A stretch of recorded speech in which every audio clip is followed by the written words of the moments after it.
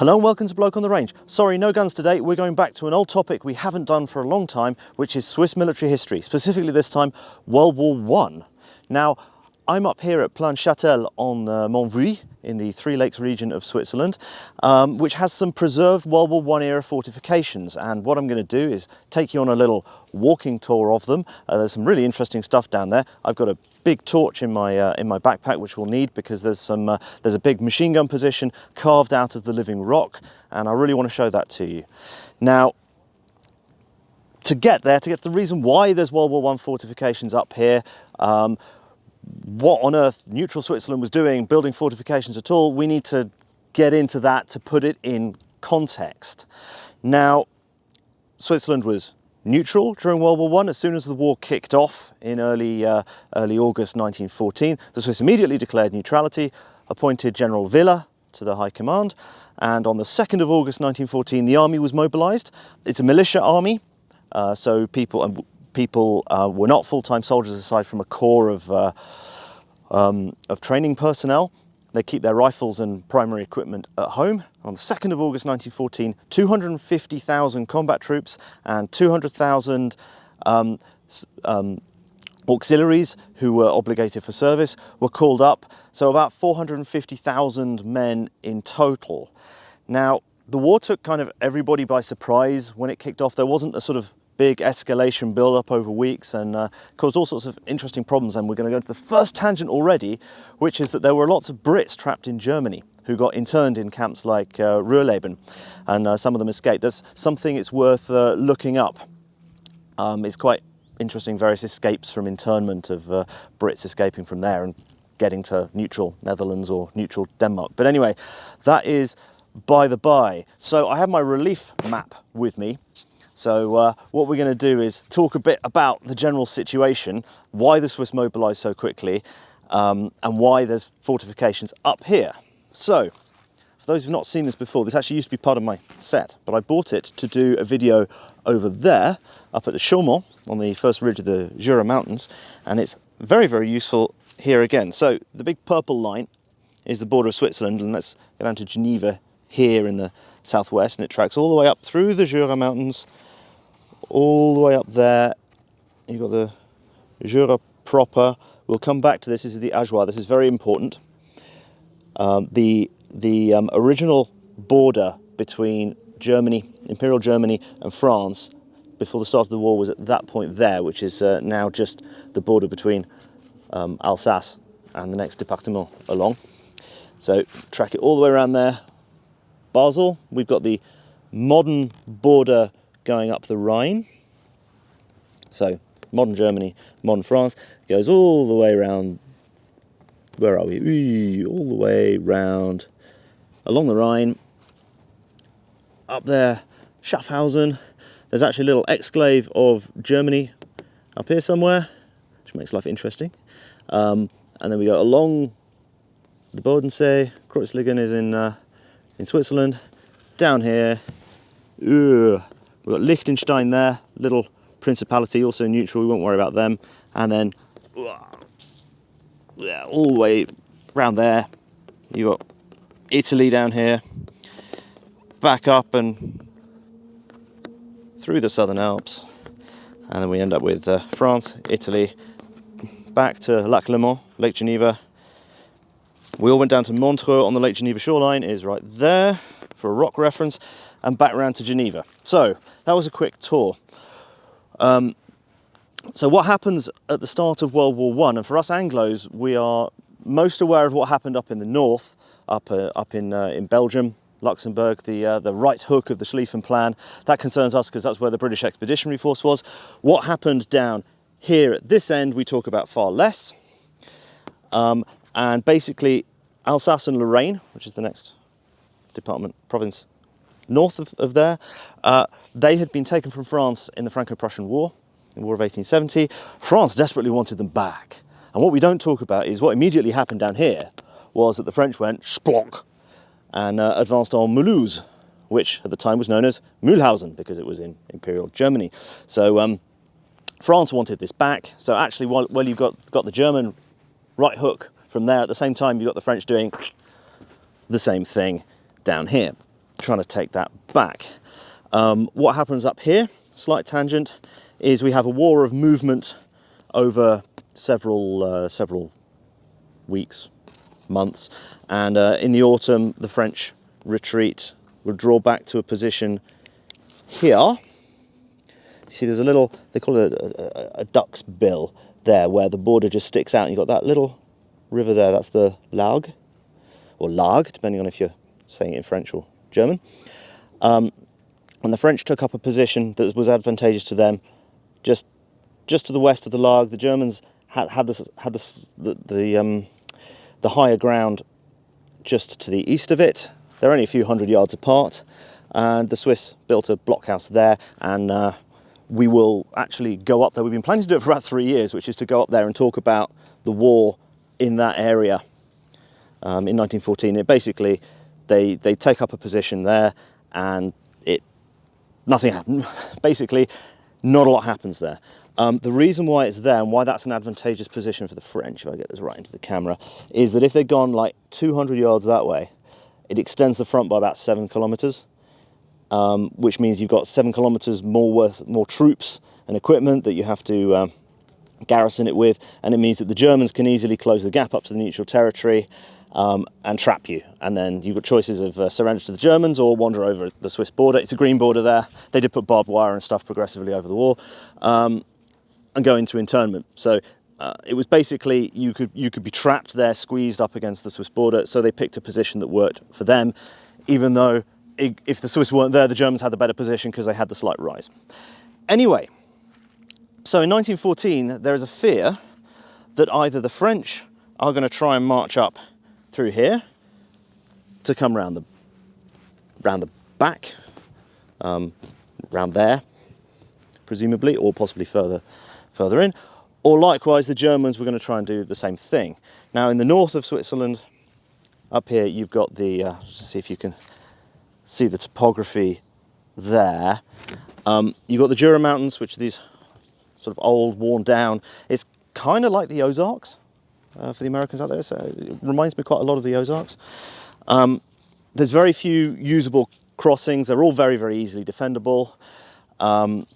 And it's the era of the large marching armies. On friendly territory, you can move them by train a lot, but in hostile territory or neutral territory that you're infringing the neutrality of, you've got to walk them, because you can be guaranteed they're not going to leave you the trains and the train lines and everything. To the south, you've got the Alps, which are definitely nasty territory to fight in and no good for marching large bodies of troops. Now, and we get into the sort of interesting bit of Swiss neutrality in this period, which is that it's pre-radio. World War I was a more nationalistic 19th century kind of conflict. You've got the French-speaking 20-ish% minority who live mostly around here, consuming French media, which at the time was print media. The majority population were German-speaking. That's most of the country. They're consuming German media. And once the Italians enter the war, we have to worry about the Ticinesi living down in Ticino, which is the Italian-speaking canton, looking down. It's down here, south of the Alps. When they enter the war, we end up with the Italian front butting up against the Swiss border down here. We've got the Western Front terminating there, and we've got this situation where someone might want to cut through, at least before it stagnates. So everything's in the context of this worrying about one side or the other cutting through. Sorry, back to the. We end up politically with this situation where you've got the German-speaking majority largely sympathetic to the Central Powers. They've been absorbing their narrative on everything. You've got the French-speaking 20% minority mostly sympathetic to the French narrative on things, and the Italians, again, coming down on the Allies. It almost caused a split, and there's a term which is used a lot today, called the Röstigraben, literally the sort of the fried grated potato trench, or the hash brown trench, which is used to describe the language border, which is actually like right over there. And that comes out of World War I, because there was this big difference, and it really almost caused a schism. It was actually quite serious. World War II was different. Aside from a tiny proportion of frontists, the Swiss population was very much on board with the Allies. So, contrary to a lot of the stupid myths from the 90s revisionism, but anyway, we've dealt with a bit of that in the past. So anyway, that was an awful lot of blather. So where are we standing now? It's here. You can't really see it that well. So this is the Three Lakes area, because we've got Lake Neuchâtel, we've got Lake Biel, and Lake Merton. And what you've got here is about a 30-kilometre passage obligé, so a path you have to take to march a big army from the Jura here to the Saane, which is the river that runs through Fribourg and meets the Aare downstream of Bern. You've got to come through this area. Once you pass the Saane, you get into hilly territory, you get into the Prealps, and then you get into the Alps proper. You're not marching 100,000 troops through there with any degree of ease. So on the, excuse me for consulting my notes, on the 8th of August 1914, General Villa ordered the fortification of the Merton area, and Merton is there, and it was divided into 3 segments. There was Jolimont, which is a little lump there, and Ciel Canal. There was Vuilly, which is where we're standing now, and then there was Merton Saane, which is that there, designed to stop a passage, in this case of the French, cutting up through the lowlands and then hanging a right to take Bern to decapitate the government, or just ignoring them and just going on through there. Once you get up into this area, you've got much more, it's still a bit hilly, but you've got much more room for manoeuvre with a big army to invade German territory up there. It wasn't so much a concern of the Germans coming the other way, because we're sort of way past the centre of gravity of the country. It's this is designed to protect from the French. So, given that this map is not such a great scale, I'm going to take the camera up and show you what it looks like to the north. And we're up on the high point here. There's actually an information board and a laid out walking route. I'll show you what it looks like to the north and the south, and you can get a better picture of why this is so important, because this little lump, that is really just a little lump on the map here, absolutely dominates that 30-kilometre wide section where we're going to want to stop. You're limited to moving up the north shore of Lake Neuchâtel. You can move through here fairly easily, but then once you get to here, you get to a tight point. You're limited to moving between the lake and Mont Vully, between Mont Vully and the other lake, and then you've got more freedom of movement there. The cavalry were designed to have free rein in this area, sort of up to the border, and then this was a big important stop line in World War I. So let's take the camera up there and have a little look around. So the very highest point up here is actually a triangulation point for cartography and navigation. And loads of people come up here. It's a big tourist attraction. There was an artillery observation cupola up here. Can't find it anymore. Supposedly the concrete plinth is still somewhere, but I can't find it. And then over there we've got Lake Merton. So that's looking vaguely south. That's looking vaguely north. I'm going to go over to the viewing platform to give a better view to the north. So we're just down from the highest point, which is at the eastern end of Mont Vully, and we're looking sort of towards the north. With the mast up there is the Chasseral. In fact, up there somewhere is the tower I did the earlier Swiss military history video on World War II on. That's the eastern end of Lake Neuchâtel.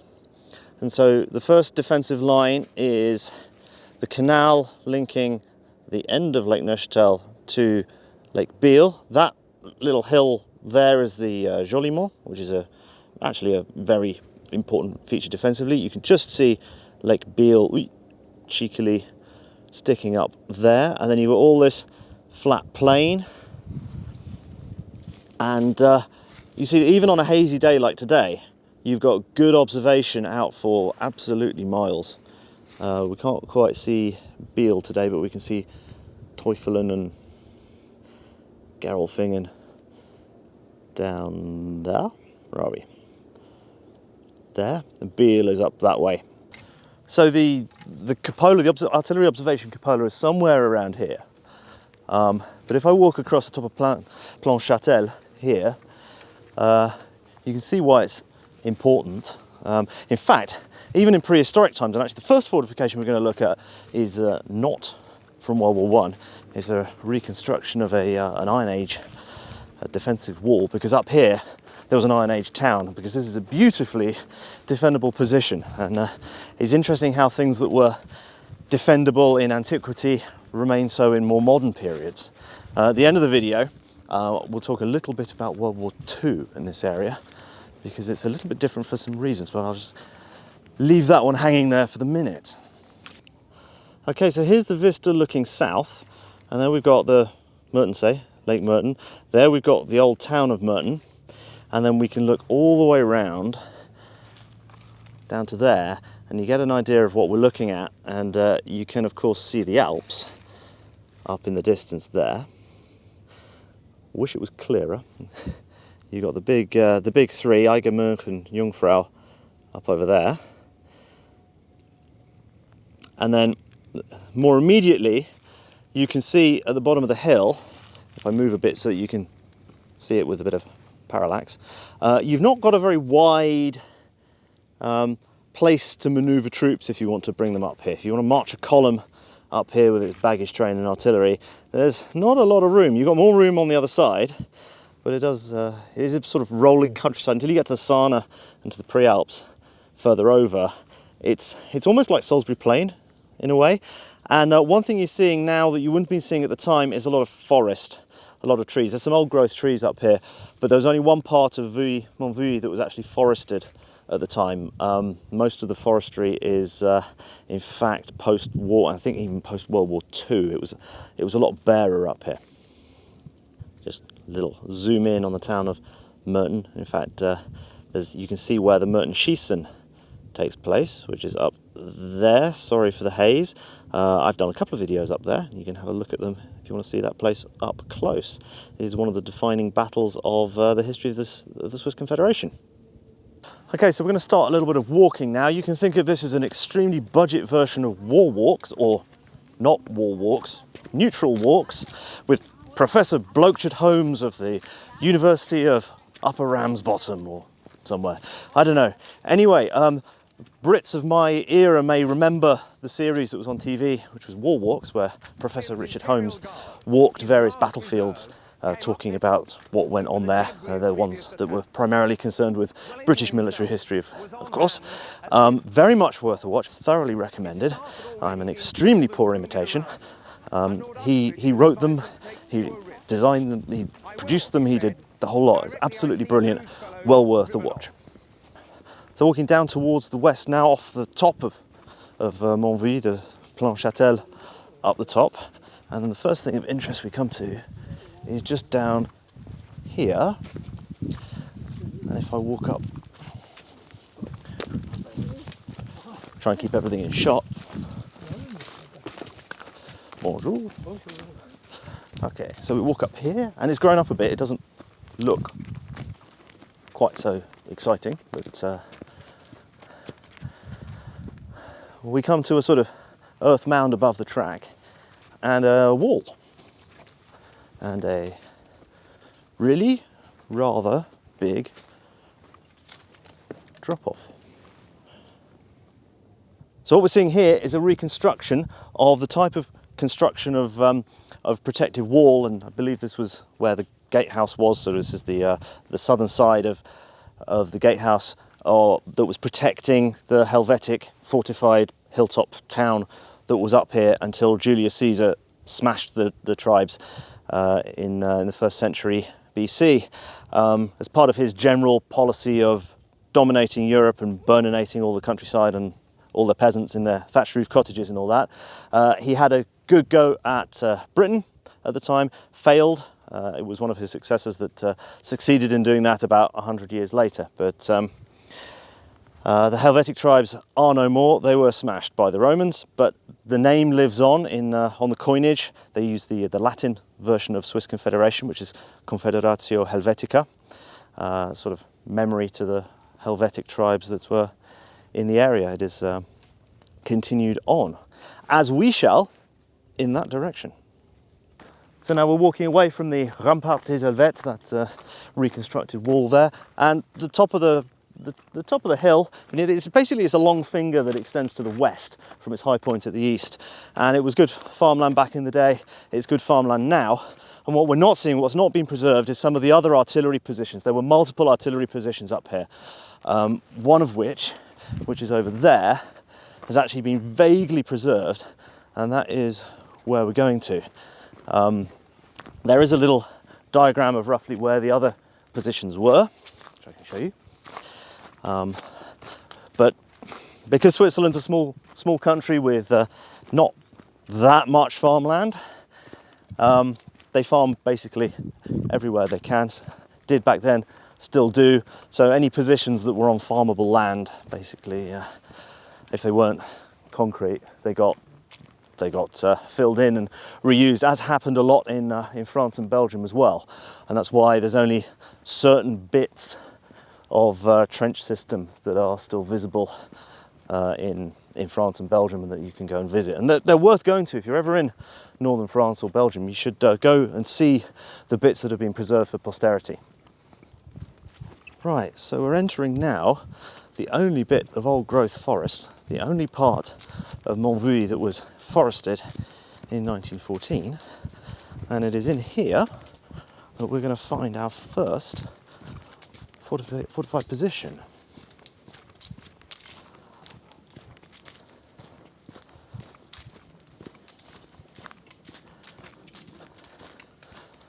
There's all sorts of little ditches and stuff which provide a nice convenient shelter for anyone getting shelled. I had the war turned hot for Switzerland. I don't know if you can see down there, the camera's probably focusing too much on the foreground.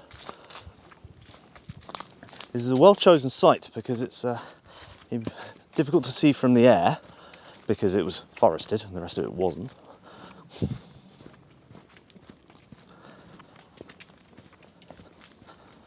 And here we are at Champ Ribot. Now they put up these interesting boards that help,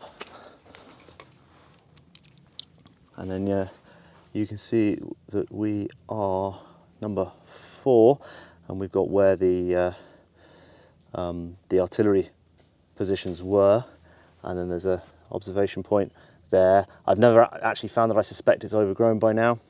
So we're shooting from here, we're shooting to the southwest, to this area, with non-recuperating 12 centimetre artillery pieces intended for being dug into positions, and there were 4 of them up here. And what they've done, if we walk up here, we can see the ammunition niches. They've built a walkway for us touristy types.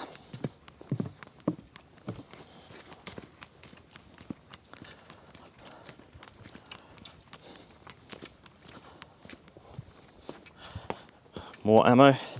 12 centimetre field guns are, sorry, not field guns, they're positional artillery guns, are thirsty in the weight of metal they throw. So we got 2 ammo niches there and there. The artillery piece would have been sighted here, shooting in that direction, and it's almost reverse slope. It'd be difficult to see. I mean, all that scrub there wouldn't be there, but shooting in that direction, this is the only position that they've revetted like this. And there's even little 11th foot artillery, and that's Canton Vaud, That's Canton Geneva, 1915. They have engraved their logos, their unit designation on here. And actually back down this way, there's another one.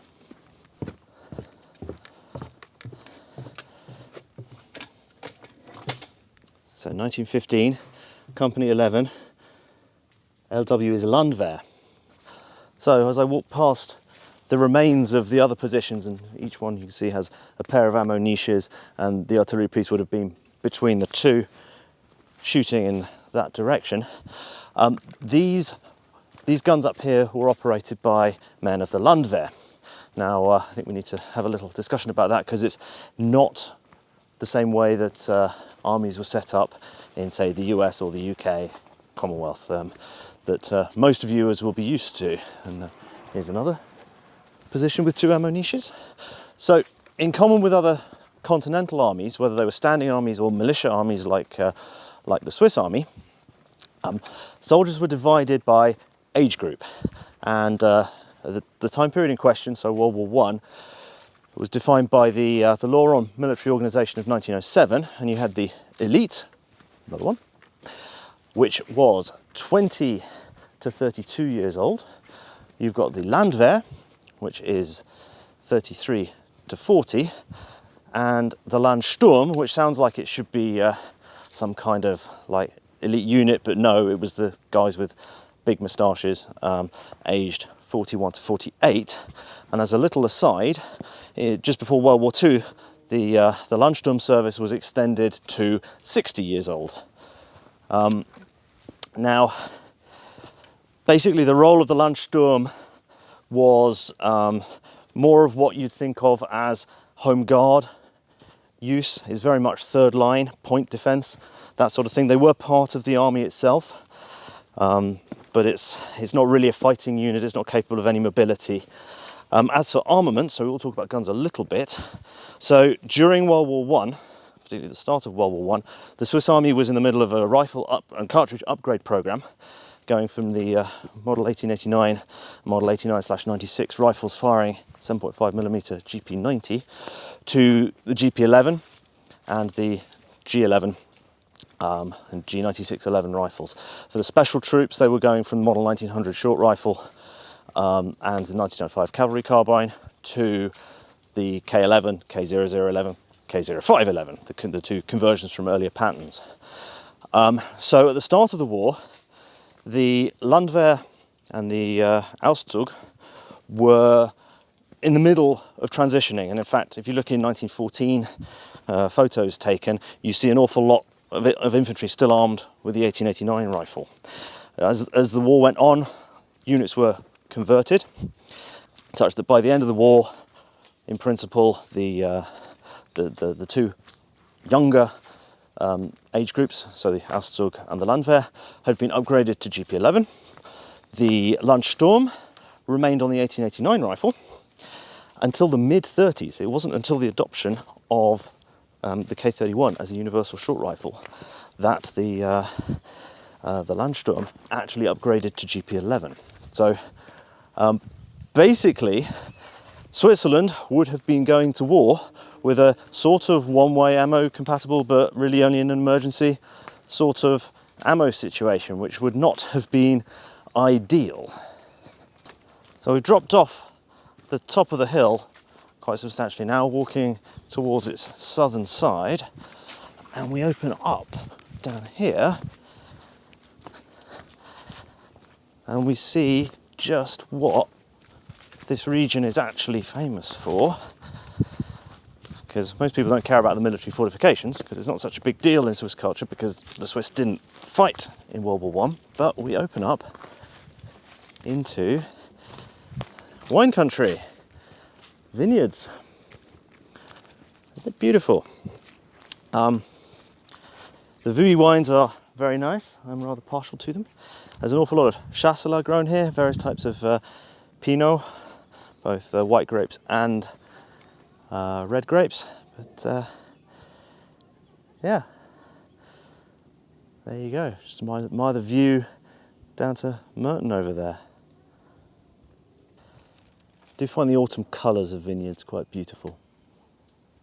Right, so the next one is, for me at least, the interesting one. It's the 8 machine gun position carved out of the living rock. We're going to have a little wander through the vineyard now to get to it from the bottom. When we go to it, there's a car park just above it and a restaurant, and we tend to just park up there and wander around. But because I'm doing the tour today to show you all the interesting bits, I'm coming at it from the wrong side for the first time. So yeah.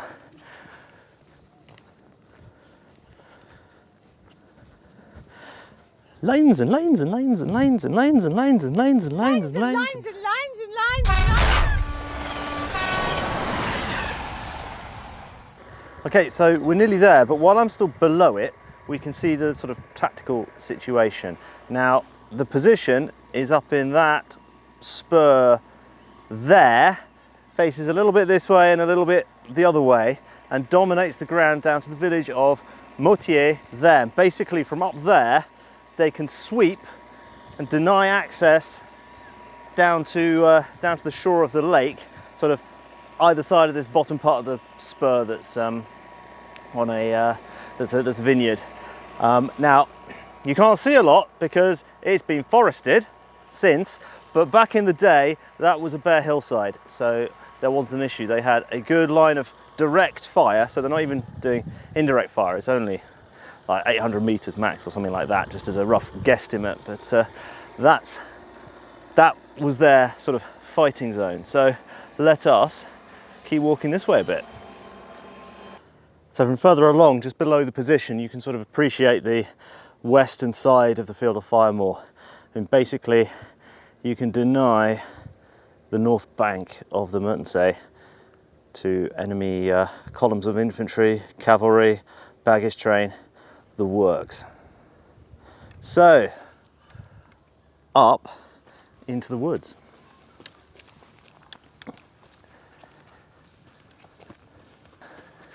So when we come up here, we find a place beloved by children young and old. This is a fantastic place up here. I think I'll first do is give you a little tour around the outside. It's been massively eroded over the last century because it's extremely soft sandstone, which would have made it very, very easy to carve with picks, and you'll see the remains of that. So a lot of the loopholes are massively larger than they were back in the day. And some of these openings are for observation and some of them are for machine guns. And the best preserved ones are here. So there's kids up there by what I believe is an observation slot. And then you've got a machine gun loophole and another one. And I presume that those pipes that are in the mantlet here are for venting fumes and steam from the water jackets.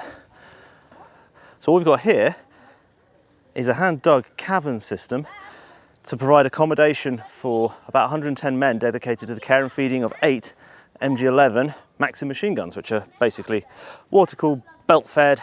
It's the Swiss version of the German MG08.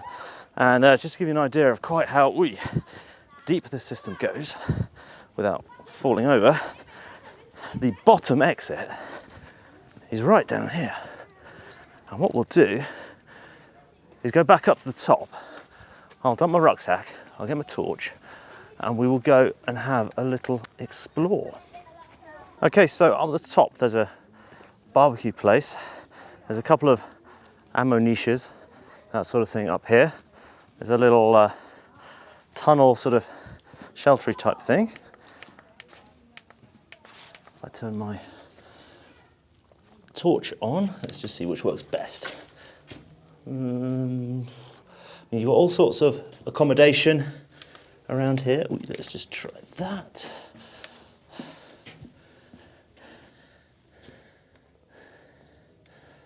And then if we go right down in this one, you can see in the roof and on the back wall that this was cut by hand out of the living rock, and it's very, very soft.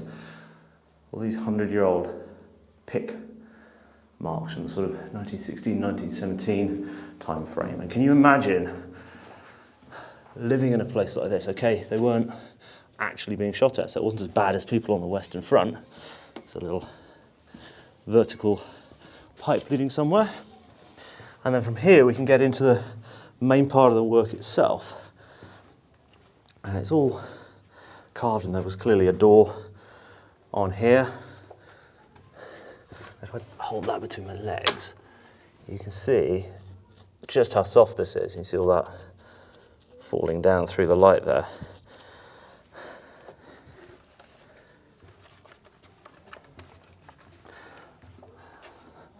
So there's huge amounts of tunnels here. So from here we've got a big cross carved in, and this would have been probably accommodation again,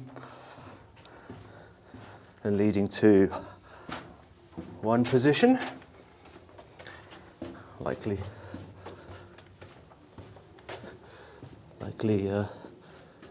2 guns. This is hugely eroded. They wouldn't have been anywhere near that big. It's filled up with sand as well. So there's definitely a gun position. Another position, whether it was a gun or not. It's difficult to tell, given all the erosion from people clambering around in here. I'm as guilty of that as anyone else. So if we go down there's even brick flooring brought in.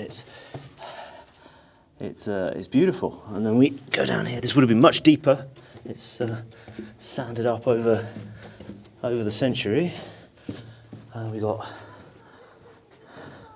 more positions here. That was possibly an ammo niche.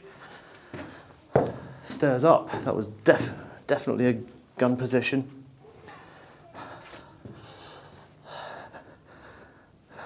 Either 2 guns or gun and observer. Another one. We'll go down that in a minute. But it all links up, and you've got the sort of gun positions sort of immediately back from the cliff face, and then you've got this big connecting tunnel.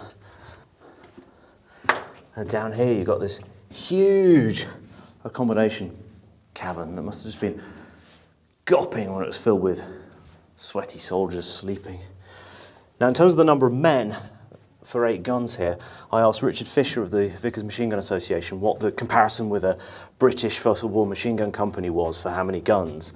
And he said, that's where we've gone, right back this way. He said that a machine gun company was 150 men, including drivers and people to care for the animals and that sort of thing, for 16 guns. So for an 8-gun half company, you'd expect 75. So we're trying to work out how we get to about 110, and I suspect that they also had to take care of their own infantry screen, because a position like this, you can't just leave it unprotected on the outside, because someone will work their way around outside the field of fire without being shot at, and then we'll blow it up to another brick arch here. It's marvellous, this place. So what I suspect that the bottom exit is for people to be able to get in and out of trenches that have since been filled in, which were the infantry screen, to protect this position from attack. So there is graffiti in here, but unlike the UK, it has not been used as a latrine, which is excellent. And then here's the best preserved loopholes up at this end, up at the top end. We've actually got a reasonable amount of the concrete remaining here. I suspect that post-war, once it was abandoned, a lot of the concrete would have been removed for the scrap value of the rebar. And then up here we have an emergency exit for people to get out the top. And if we go back down here, there's a big long staircase that we can go down.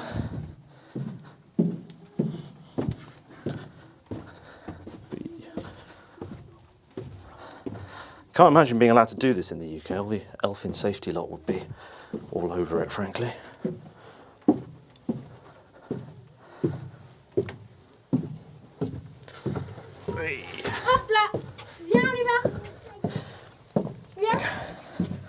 So here we have what's probably an observation position, and it goes down even further. Whee! There's hundreds of meters of corridor down here.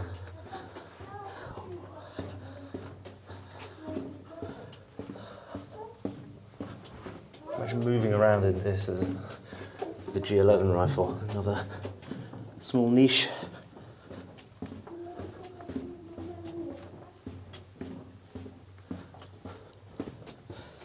Another little niche. Another little niche. And then we end up back outside.